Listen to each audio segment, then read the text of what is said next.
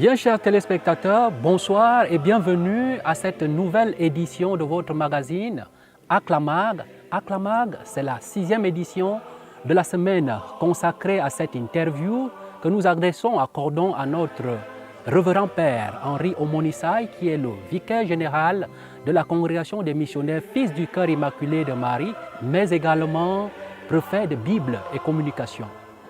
Bonsoir, révérend père, et bienvenue au Cameroun. Merci beaucoup, bonsoir. La congrégation a célébré hier la clôture des 175 années d'existence et de sa fondation, de mission également dans le monde. Quel est le regard que vous portez sur cet événement et quelles sont vos espérances sur la congrégation dans les années à venir? Je pense que c'est un moment de grâce que nous avons reçu parce que au début de la congrégation, notre fondateur a dit « Aujourd'hui, le grand travail est commencé ». Alors, c'est-à-dire que ce n'est pas seulement quelque chose qu'on doit aussi faire, mais c'est toujours le travail de Dieu. Et cet aspect de Dieu est toujours là avec nous. Donc, c'est gratitude. Parce que cette présence de Dieu, la providence de Dieu est toujours avec nous. Et jusqu'à maintenant, nous travaillons dans 72 pays dans le monde. Mais on a commencé la congrégation avec 5 cofondateurs. Mais il a dit qu'il a déjà commencé un grand travail avec les personnes qui ne sont pas plus de 6. Alors, c'est-à-dire qu'il a eu la présence de Dieu, c'est comme le travail de Dieu, ce n'est pas sa mission. Alors, nous pensons cette année que nous avons célébré à ce jubilaire que nous devons aussi reconnaître la présence de Dieu qui nous a accompagnés pendant toutes les années et que nous avons aussi grandi dans la mission et on a travaillé ensemble comme des instruments de Dieu dans le monde. Et ici en Afrique, on a clôturé, on dit comme ça, ensemble hier. Parce que dans chaque organisme qu'on a dans la congrégation, ils sont 31 organismes. On a fait beaucoup de choses, beaucoup d'activités. Et dans chaque conférence, c'est-à-dire continent, on a aussi clôturé cette célébration. Et nous avons aussi clôturé au niveau de la congrégation interne. Mais nous avons pris cette opportunité que nous avons ici en Afrique, que nous avons aussi fait la visite canonique en Afrique et nous sommes ici avec tous les membres du gouvernement d'Afrique. Alors, de faire cette célébration avec gratitude et aussi la collaboration de la délégation de Cameroun et aussi dans la paroisse de Saint-Charles Luanga et en Corbisson avec tous les membres des paroissiens. Donc c'est un moment de gratitude et aussi d'espérance parce qu'en voyant les jeunes qui sont dans on dit la formation initiale, c'est-à-dire ils sont dans le moment de préparation pour être envoyés, vivre frères ou prêtres, de travailler comme ça. Nous avons vu que nous avons vraiment reçu la bénédiction de Dieu. Vous venez de dire, révérend père, qu'il y a de l'enthousiasme dans la jeunesse en matière de vocation, en matière de formation des missionnaires. Cette formation ou alors cette explosion vocationnelle de l'Afrique crée en nous un enthousiasme missionnaire. Mais la mission claretaine, elle ne se joue plus seulement sur le terrain, n'est-ce pas, du physique, mais également du digital.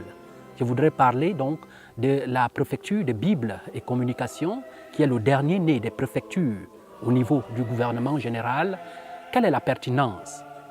Bon, je voudrais aussi commencer avec cette parole que tu as dit, explosion. Je voudrais aussi substituer avec l'appel de Dieu.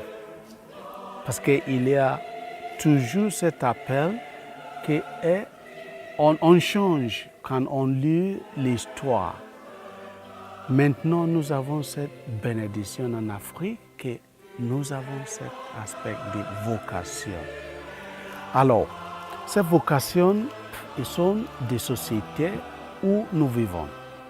Et les sociétés que nous vivons maintenant, comme vous avez dit, c'est vrai, la société a grandi avec cette possibilité que nous a offert la technologie. Alors, la présence Clariton dans ce monde, continent digital, numérique, c'est très très important pour nous. Bon, on a fait le discernement pendant le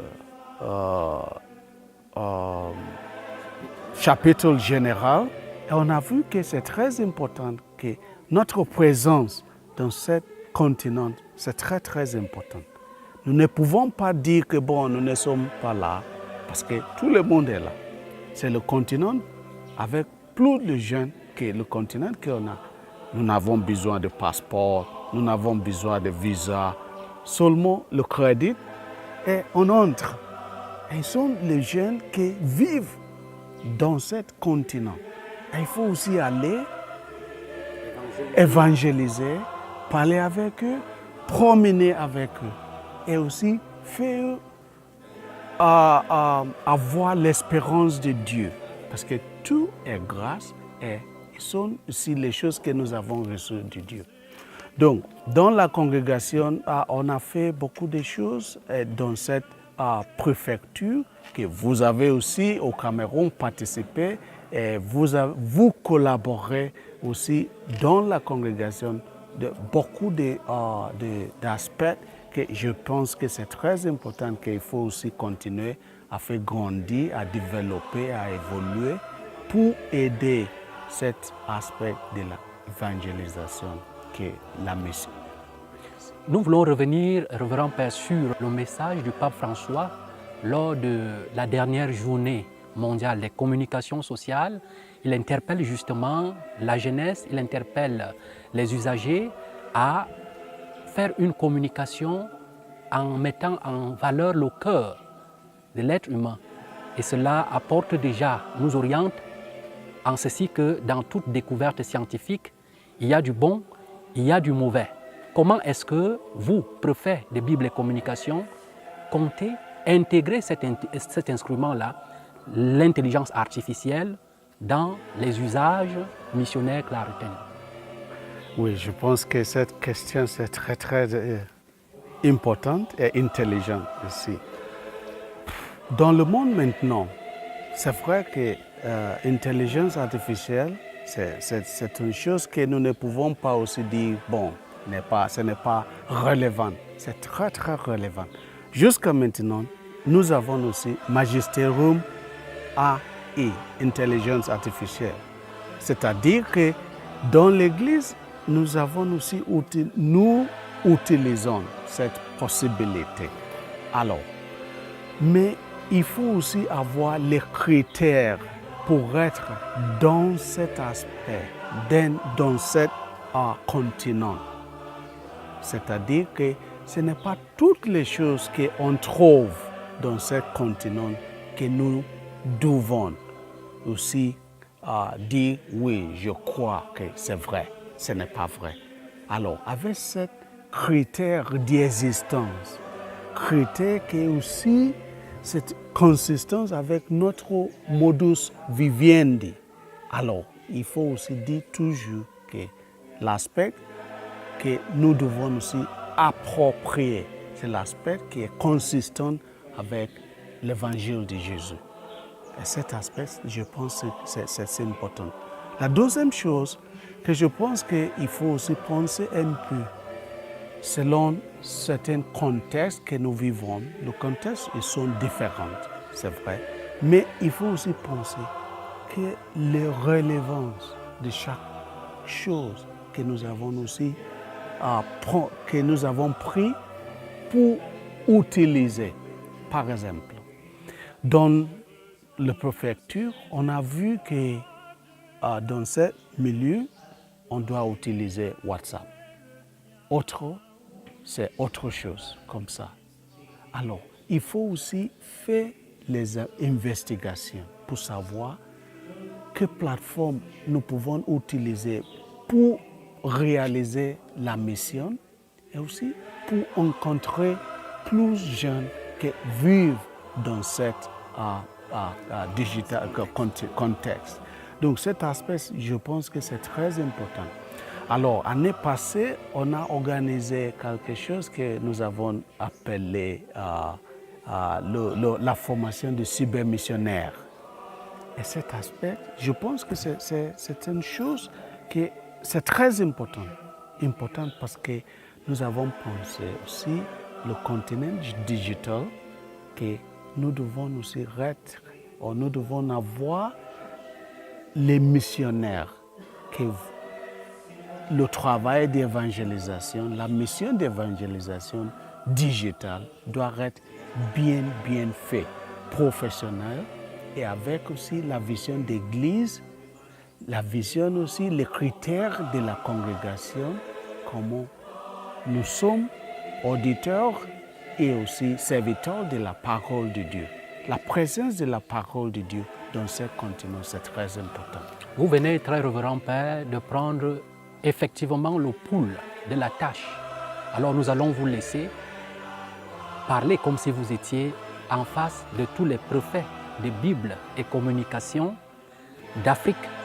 Quels conseils pourriez-vous leur donner? Je voudrais aussi dire que je suis content avec tous les prophètes que nous avons ici en Afrique parce que en 2022, on a fait l'Assemblée de la Bible et communication. Et on a pris aussi certaines résolutions. Et vous avez aussi à continuer à travailler pour la réalisation de cette proposition, résolution. Et maintenant, je voudrais dire que je suis vraiment content parce qu'on a fait beaucoup de choses. La communication, la pastorale biblique, l'animation biblique en Afrique a évolué beaucoup. Et nous pensons que l'année prochaine, qui sera la troisième année, nous aurons autre assemblée biblique pour évaluer comment nous avons aussi réalisé les choses et les autres choses qu'il faut aussi programmer. Alors, ce sera la deuxième fois dans ce sexennat que nous avons jusqu'à 2027. Donc, je pense que je voudrais aussi continuer à encourager tous les prophètes de continuer à travailler parce que c'est notre mission et que Dieu nous a confié. Nous sommes seulement des instruments, mais Dieu aussi veut des instruments qui doivent travailler bien, pas les instruments mauvais. Ce n'est pas bon. Chers téléspectateurs, vous l'avez compris, la nouvelle évangélisation va se faire avec la Bible et les communications. Venons donc de recevoir sur ce plateau le très révérend Père Henri Omonissaï, qui est le vicaire général de notre congrégation des missionnaires claretans, mais également le prophète de Bible et communication. Merci beaucoup d'avoir honoré à notre invitation. Merci.